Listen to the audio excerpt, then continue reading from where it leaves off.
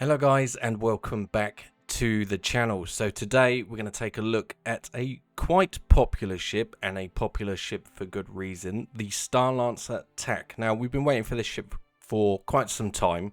It's designed to be a patrol ship and it has some outrageous firepower strapped to it, and I think the Tac is an excellent ship. It has its flaws. Overall, it is an excellent ship. Like the Starlancer Max was a fantastic ship with a few foibles, the Tac is no different. This absolute beast of a machine, I think, is going to be fantastic for small groups of friends, small orgs, even medium orgs with a few of these in their fleet, you know, for just absolute ground pounding everything to death. I think it is a absolute weapon to have, and for you and friends you're certainly going to have a lot of firepower at your disposal. So it's a very interesting ship. It's a well designed ship, but it does have some foibles and trade-offs to consider. However, I'm loving it. The brief time I had in it, I managed to rent it, so again I'm playing catch up and had to do a whole host of rapid recording to get it up to a standard that I deem YouTube worthy. But yeah, there is a ton of potential for the Starlancer Tac. I think it's fantastic. So why and where might we want to use a Tac? Well, there's numerous reasons that you would want a ship of this caliber orbiting above, maybe patrolling your base location, or maybe you and your friends are going to assemble a strike team and hit a particular outpost and just go drop warheads and foreheads. This ship will have you covered. It is bags of fun. I can see players using this for a myriad of reasons. So as we discussed, patrolling your base, patrolling and keeping the airspace clear. You know, when we get the space station building, patrolling that. Maybe strike teams have been assembled. You need to go hit an outpost. Maybe you've stumbled across a player base that's a little bit too close for comfort in your region, and you wish to go establish your authoritarianism, that word, all over them. You know, the Tac is going to have you covered. So not only does this ship keep that classic Starlancer design, which is like a more modernized Freelancer, which looks wise, I think they've pulled it off, because I've always been a critic of the Freelancers because I always found them a little bit frumpy. And they kind of looked just a little bit old now. The Freelancers getting on a little bit. They're starting to look a little bit depressed, you know, like, ugh. That's how they look. I know that's not really a descriptive term, but you get the point I'm making. And CRG have managed to sort of reinvigorate that formula and put it into a design that I think is superb. So the Tac has plenty of options for players to use in the future, and as more systems come online, I expect to see this quite frequently, honestly. And I'm talking 5 years down the line. Let's just go with 5 years, when all these systems come online and we have more galaxies to explore, things of this nature. I think the Starlancer Tac is going to be prominent. I can see a couple of Tacs in formation with a couple of Redeemers, you know, as a heavy hitting strike force. I think would be an awesome sight to behold. Maybe even a hammerhead thrown in there for good measure. So this is definitely a ship you want to keep your eye on. At least it is in my opinion. So I did own one. Unfortunately, that got melted along with my Arastra and put into the Idris pot. I had to have the Idris.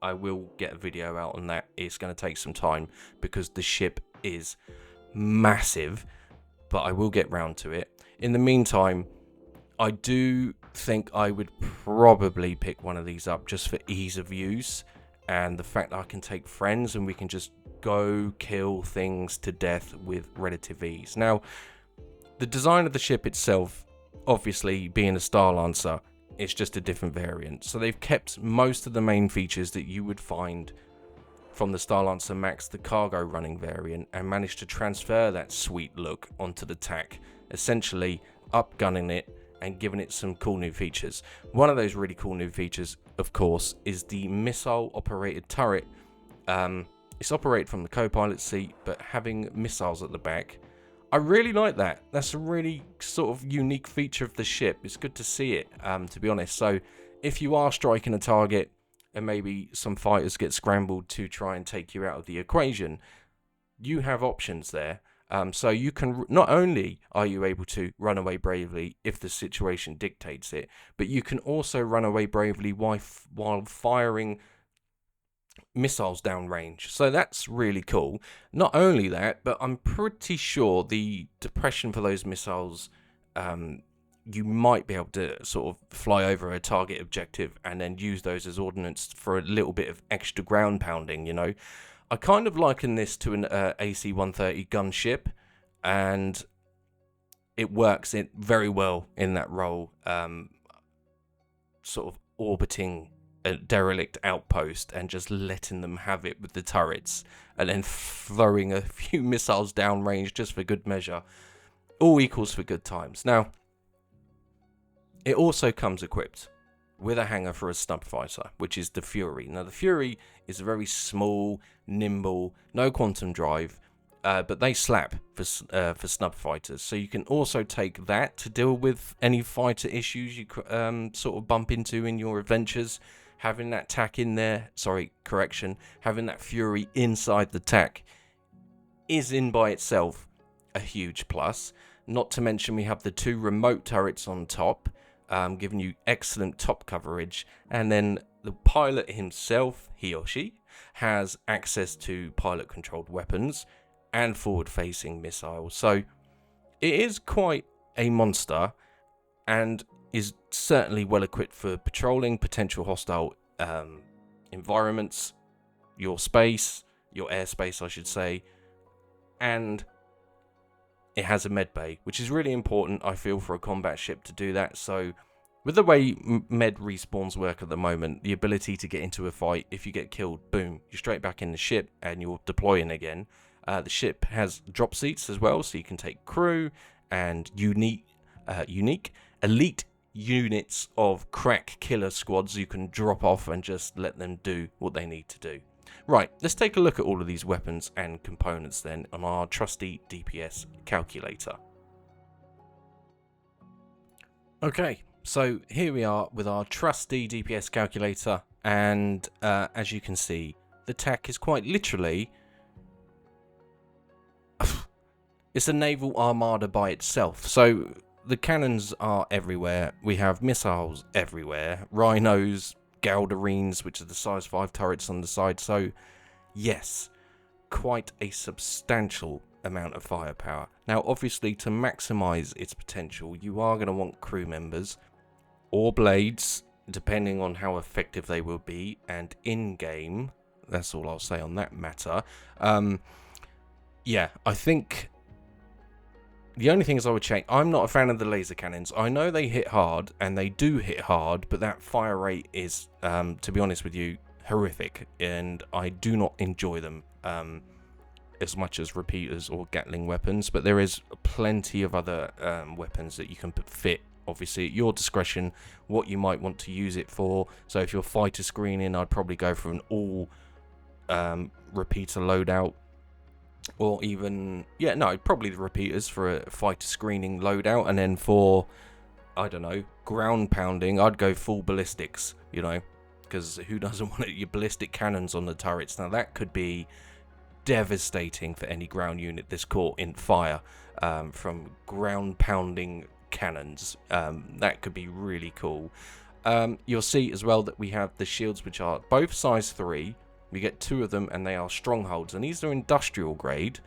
So you might want to consider trying to find shields of the equivalent military ones, although I think you can have a bit of a rough time doing that. But the industrial ones will suit your needs for now. We have the 1 size 3 Blizzard cooler, and then for the quantum drive, we have a Sparkfire. Now, I just want to quickly check the max, because it does share some. So the shields, 1 shield instead of 2, and 2 coolers instead of 1 size 3, but the quantum drive is in fact the same. So that was just a difference I wanted to check, because essentially they're the same ship, but just outfitted to do different things, right? We have a size 2 radar as well.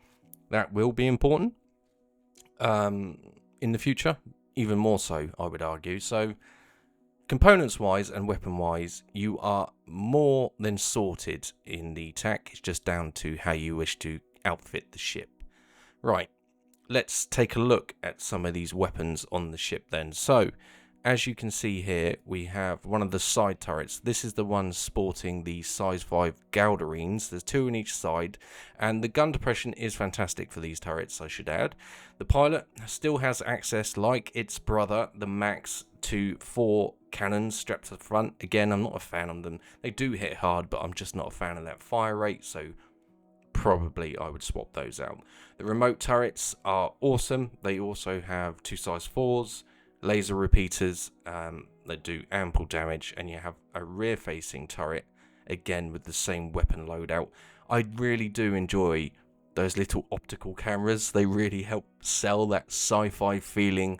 And yeah, the only weakness of the ship is directly underneath, and even then it's not too vulnerable because of the side turrets. So you do have much better coverage, especially with these missile racks bolted to the end of the ship, just either side of the ramp. And I think it's a really nice feature to have these on board, so even when you're being pursued, you have the ability and opportunity to fend off any would-be attacker and try to persuade them gently with freedom democracy missiles that maybe you're not worth chasing. I like that. You'll also see the countermeasure deployments just above those missile racks as well, so that's also pretty cool.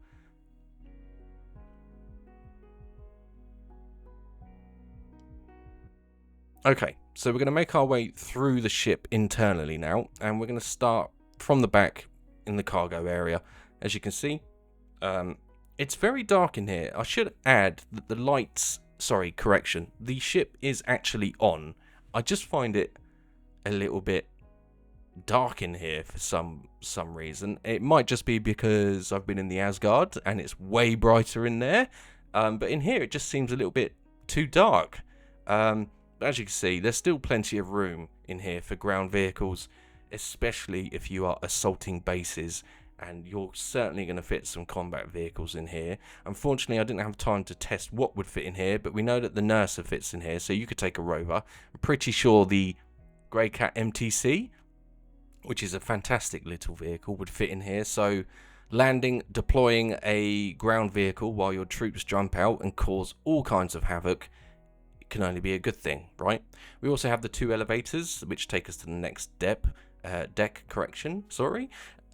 So that's shared with the Starlancer Max, and then we move into the medical room.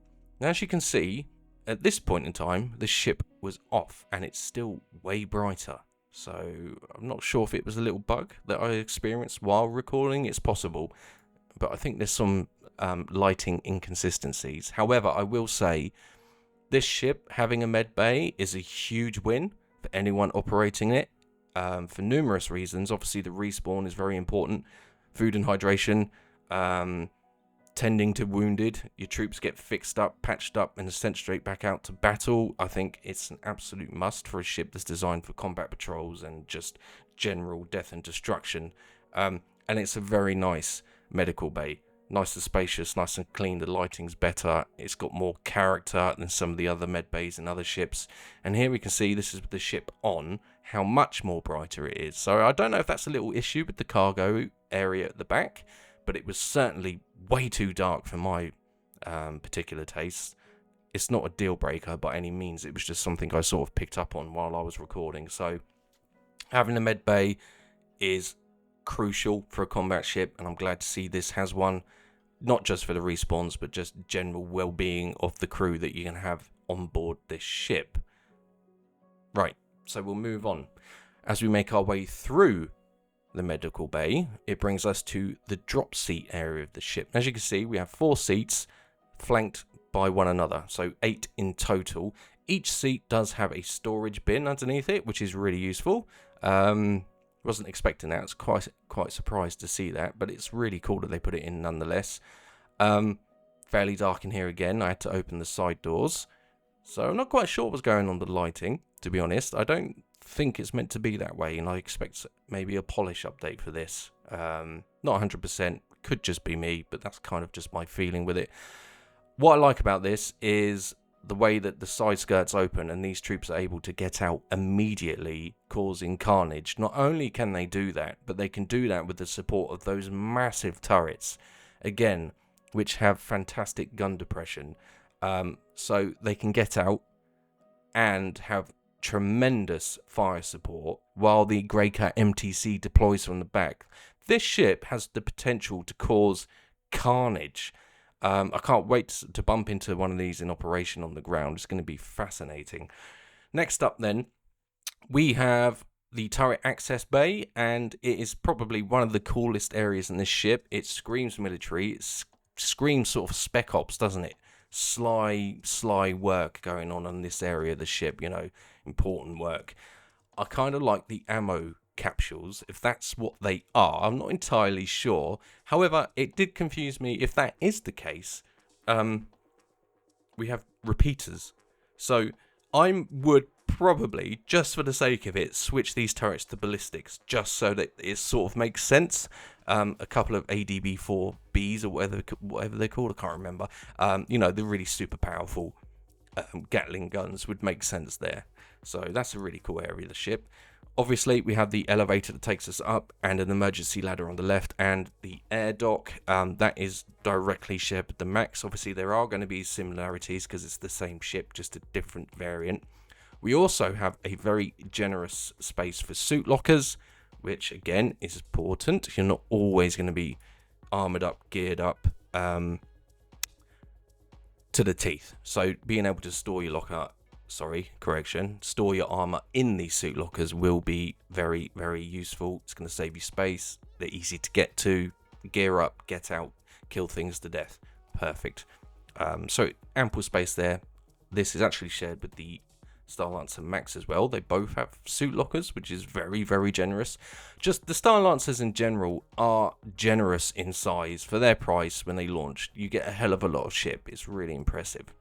So that brings us on to the top deck, and we'll start with engineering, which is right at the back. And I love this area of the ship. Here we have the classic washing machines of pyro that look fantastic.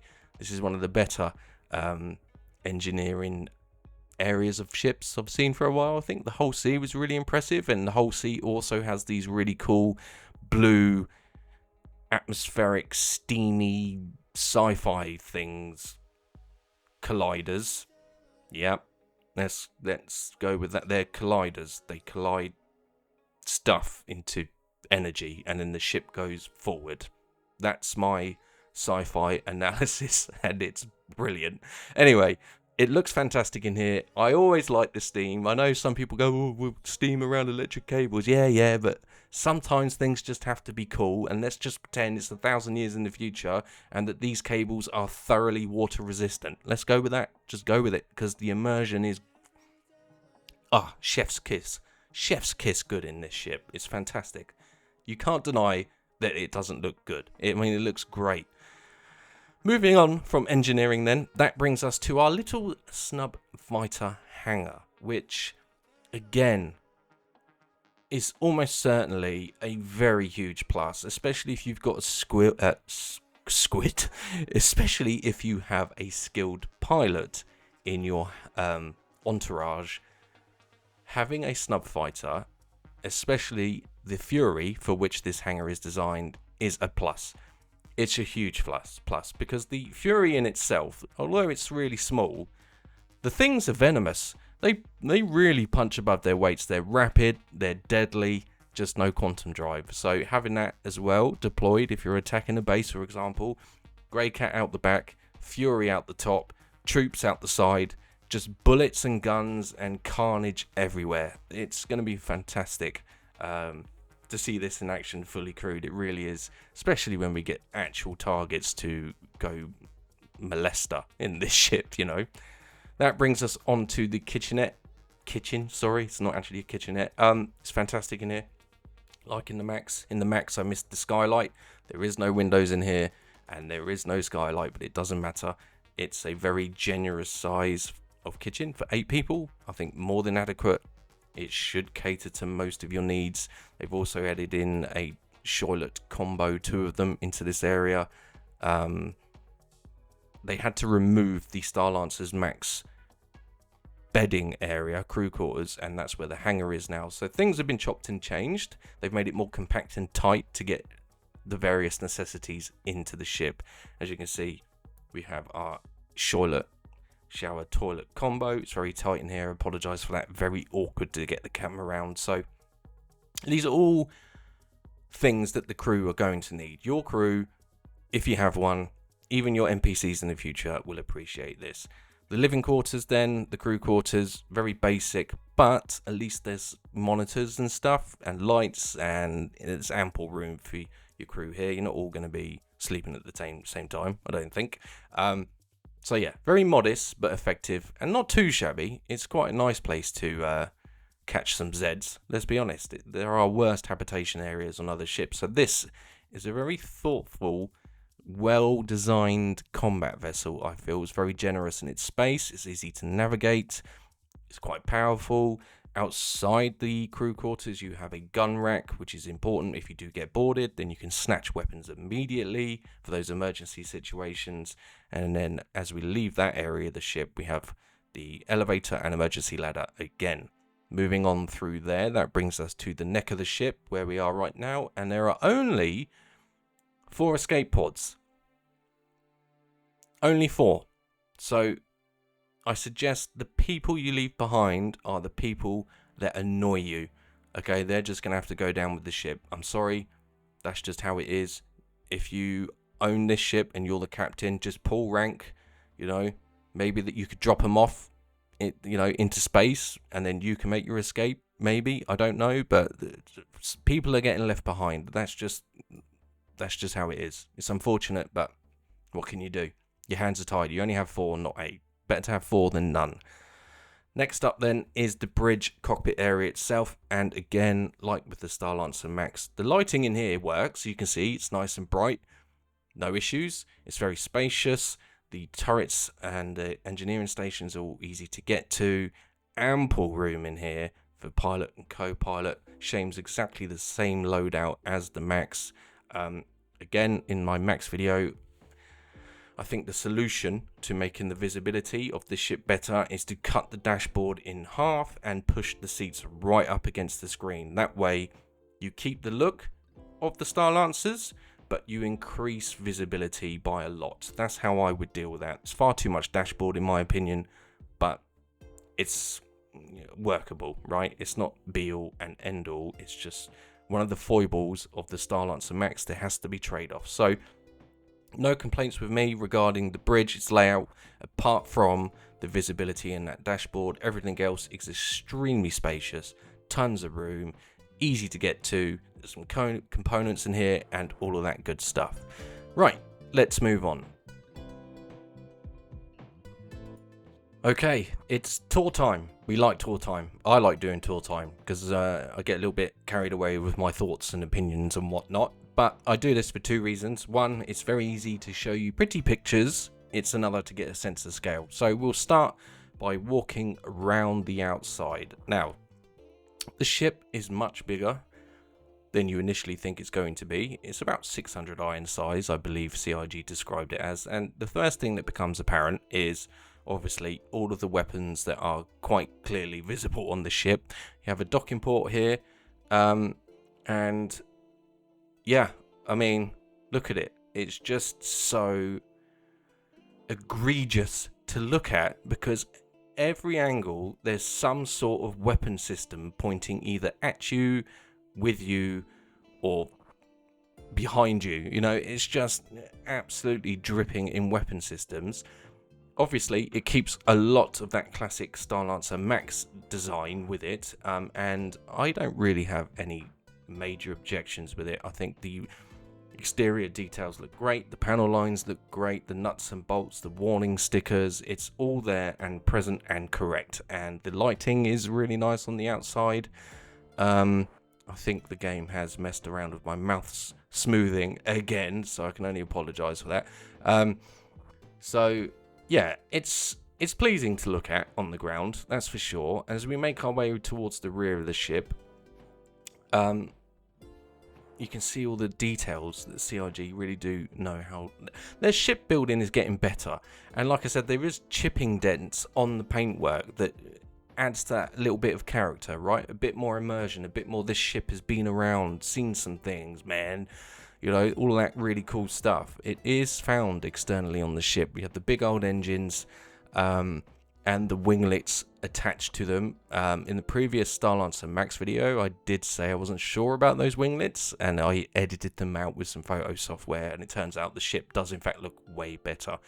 So we'll make our way in, and as you can see, ample room in here for a few vehicles, most likely. It's very generous in here with its space. You know, I really can't fault it all too much, especially as it's had to sacrifice some areas of the ship to improve it in terms of combat capability.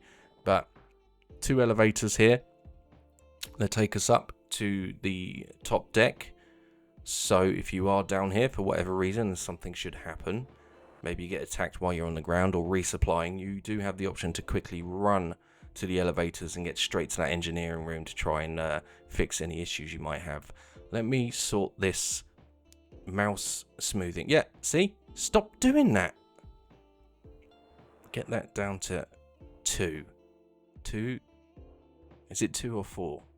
Sorry, bear with me. It drives me insane when my mouse is all jaggedy like that.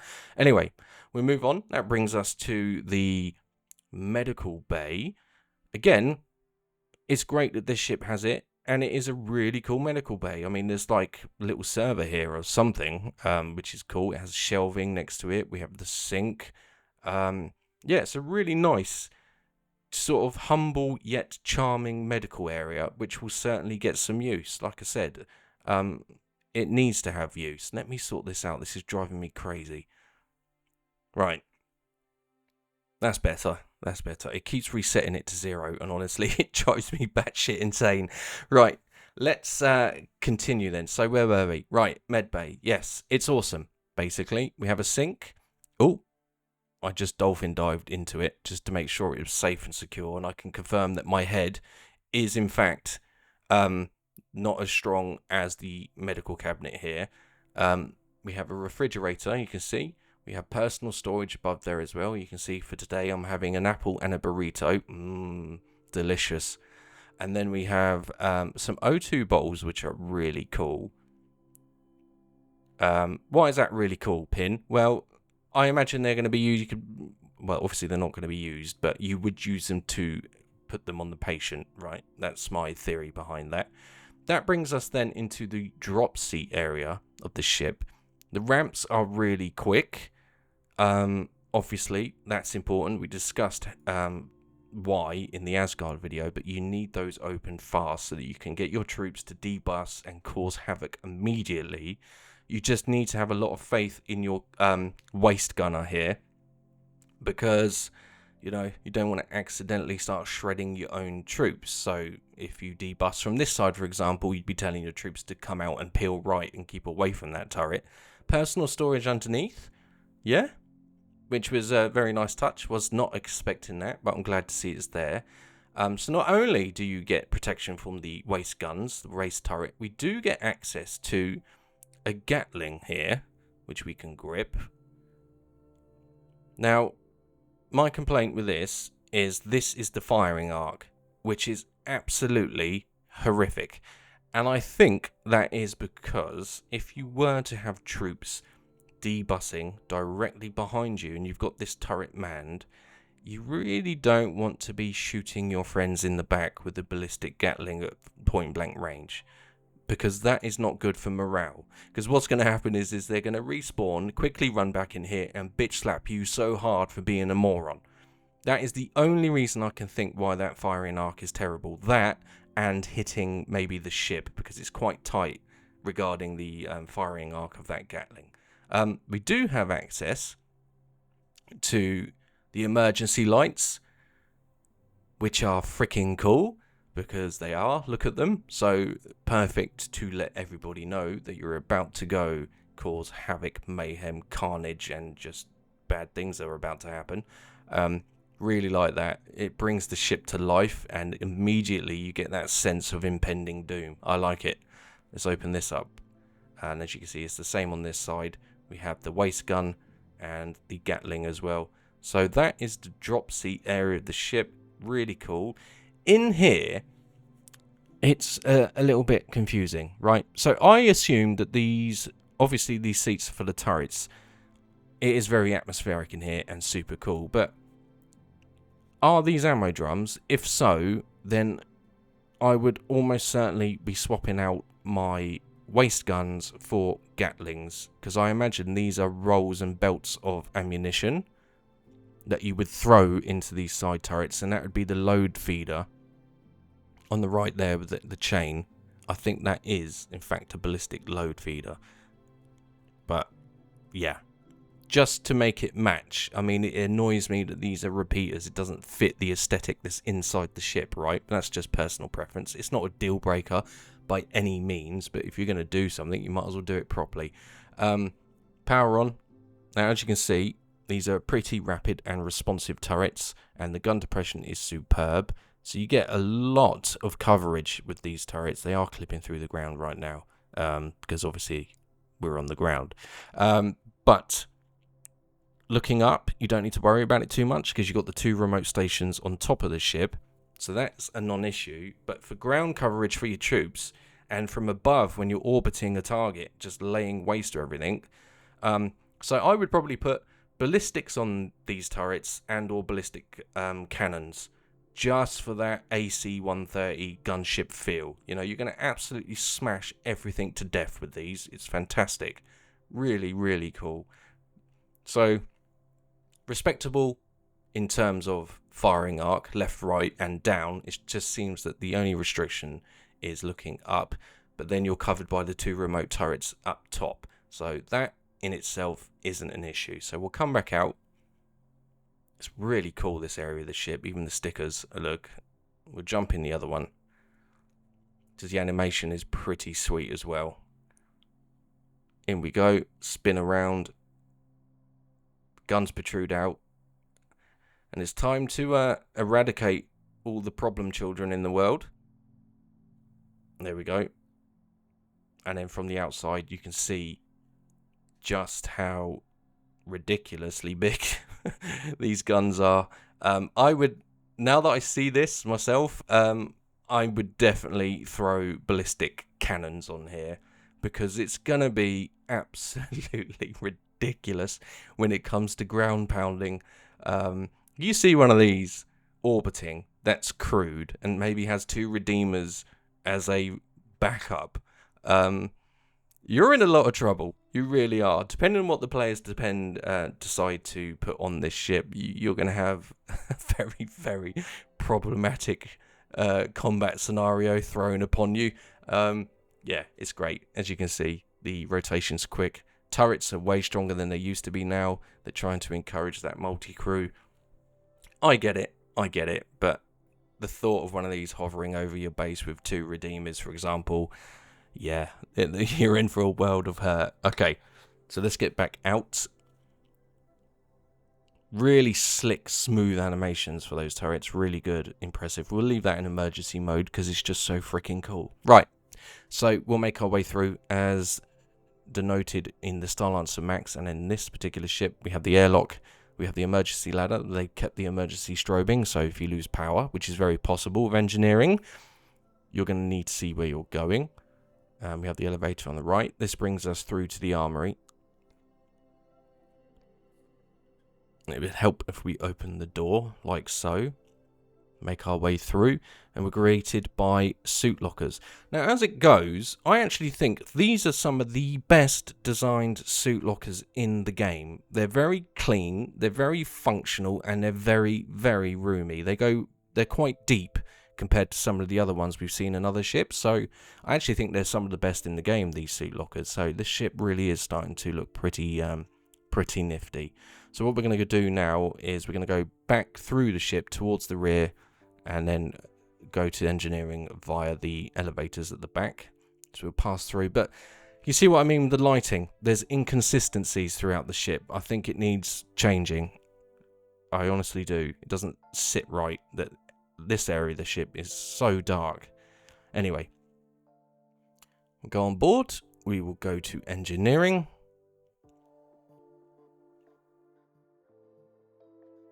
It's all lovely jubbly.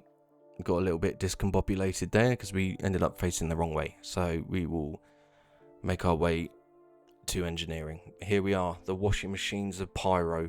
Fantastic. Now, on the Starlancer Max, when we did the review, it was a little bit buggy in here. There was some component doors that wouldn't open. Let's see if this ship has the same issue. And it was the quantum drive at the back here. Those look fantastic. Honestly, I love it when SIG do this. Like the Polaris's engine room was absolutely superb. So was the Carrack, and now the Tac and the Starlancer Max both have the immersive engineering rooms. I really appreciate, and I'm pleased to report that this one is not bugged and does in fact work with the quantum drive component bay. Engineering terminal coming soon, trademark, and then into our other component bays here. We have the fuse box and all that good stuff. Quite big, huh? Really cool. Easy to get to, plenty of room. Little cables coming out the wall for that extra immersion. And then, of course, the washing machines of Pyro. Awesome. Let's open this one and this one. And it all works. So it's all good. Everything is fantastic in here. Yeah, no complaints from me. I liked it on the Starlancer Max, and it's no different in the Tac. It's great. Very immersive, atmospheric, steam, all that good stuff. Let's open the doors. That takes us straight through to the snub fighter hangar. Now, I did have the Tac, like I said. We have these things here, which I don't know what they do, but they look super important, so I'm not going to touch things. Access panel. Very nice. Yes, so when I melted my Tac towards the Idris Fund, obviously the Fury had to go with it. But I don't regret it at all. So this is the hangar. Very basic. You're going to get your snub fighters in here, the Furies, and you're going to be golden. Nothing overly complicated about it. Obviously, they ripped out the entire living quarters of the Starlancer from the Max and through the hangar in here. So the metrics fit just for those. Obviously, you might be able to get smaller. Maybe the Archimedes in here, maybe? Question mark. Haven't tried that. I don't see why it wouldn't fit, because if you look at the hangar at the top, the exit point is quite long. So I imagine you would. And we have these really cool green lights to come on when you open the roof. So that's pretty awesome. All right. Nothing more to say about the hangar, really. It's pretty self-explanatory. So we're going to continue round, and I get a little bit lost. We'll go this way towards the front of the ship. Some coolant, ducts, and all that usual. Nicely lit in here, I think. Quite a few lights around, including the flooring, which I've only just noticed this second, which is nice. This brings us into the kitchen area, living area, whatever you wish to call it. No skylight this time, 100%. Look, I'm looking. I didn't miss it this time. So there's no skylight in here, no windows, but it's nicely lit. We have the fridge, which works. And just the same sort of cooking appliances that we found in the Starlancer Max. So maybe microwaves, water kettle things. Well, all kettles are for water. Pin, sort your life out. Just the basic appliances that you'll need to feed the crew.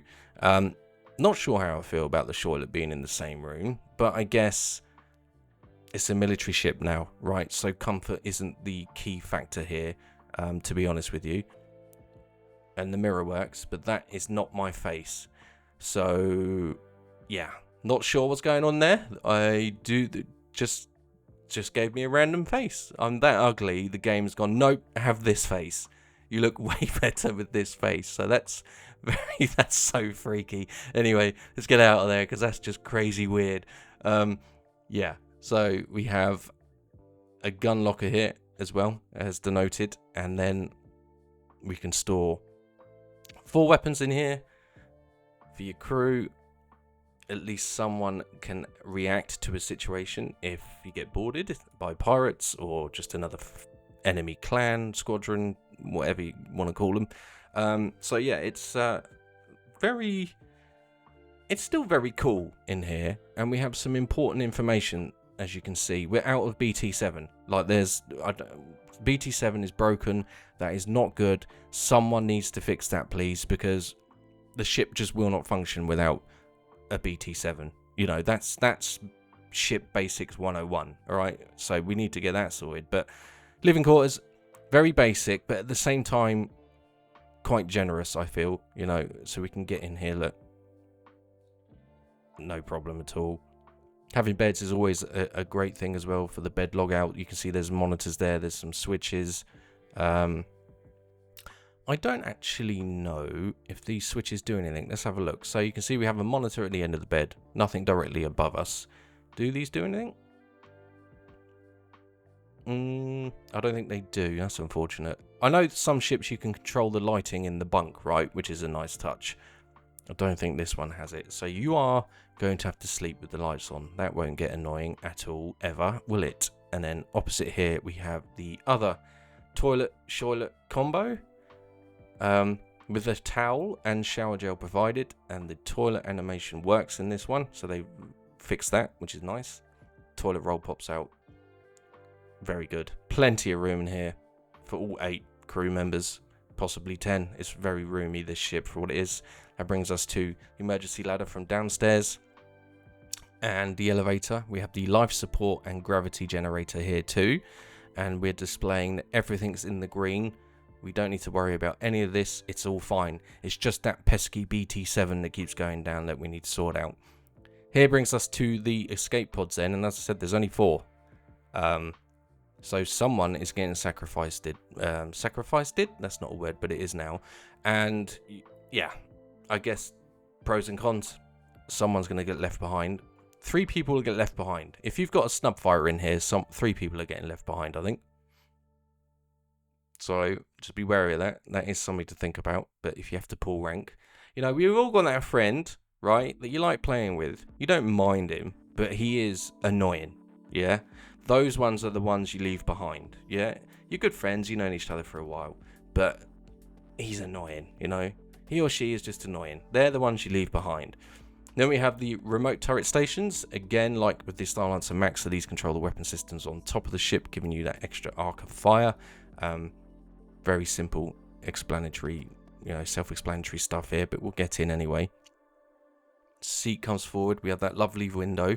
Obviously, I'm in my hangar, which isn't the best view, but we'll persevere. So this is the front remote turret. As you can see, the fire of arc is absolutely fine. It just doesn't go down anywhere because obviously the mass of the ship is there. You rely on your waist gunners for that and those missiles at the back. So that's pretty simple stuff. Of course, you can access components and shieldage and power and weapons like the pilot can from here. So, you know, as long as you're coordinated and people don't start flicking around with stuff they shouldn't be pressing when the pilot's trying to fly, you'll be fine. Rear turret again, good firing arc. Unfortunately, it doesn't quite go all the way to the lip of the ship here. See this? I'm pulling down. So there's a few degrees of gun depression missing from that turret. It's just the way the ship is shaped.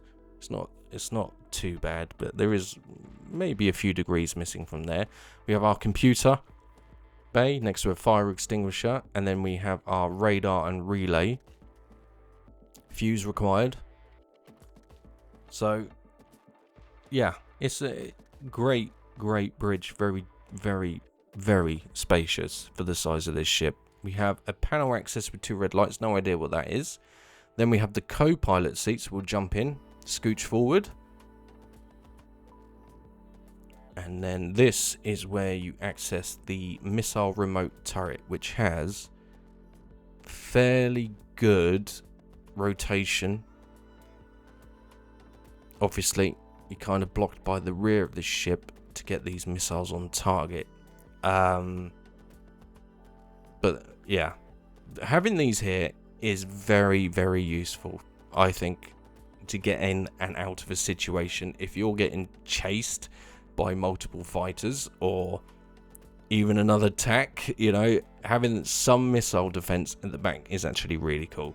Really cool. It's a nice touch. Whether or not we could fire these at the ground, I think you probably could. You could dumb fire them for that a little bit more of an AC-130 gunship feel, especially if you've put the ballistic cannons on the waist guns. Yeah, very useful, very unique, very cool. Yeah, I honestly think that the Tac is going to be one of those ships that when more systems come online and more mechanics and all that stuff, that it's going to shine, you know. It's got potential. There's no doubt in my mind as a combat vessel for its size, its generosity, its firepower, its price point, I think is, yeah, its price point at concept, I should say, was just fantastic. It was an absolute, this ship along with the Max is a bargain. As you can see, visibility is a thing. You either hate it or you love it.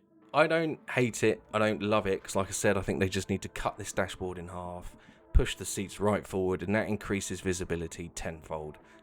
You know, that would solve a lot of complaints in my opinion. The radar is fixed, thank God, because they were driving me crazy. But the MFDs, a little bit annoying that they're kind of out of reach, out of line of sight, but, you know, it is what it is. Overall, it's a fantastic ship. So there we go, guys. That was my video on the Tac. I hope you enjoyed it. If you did, you know what buttons to press, and I, of course, will have more Star Citizen content en route to your location soon. Take care, guys. Cheers.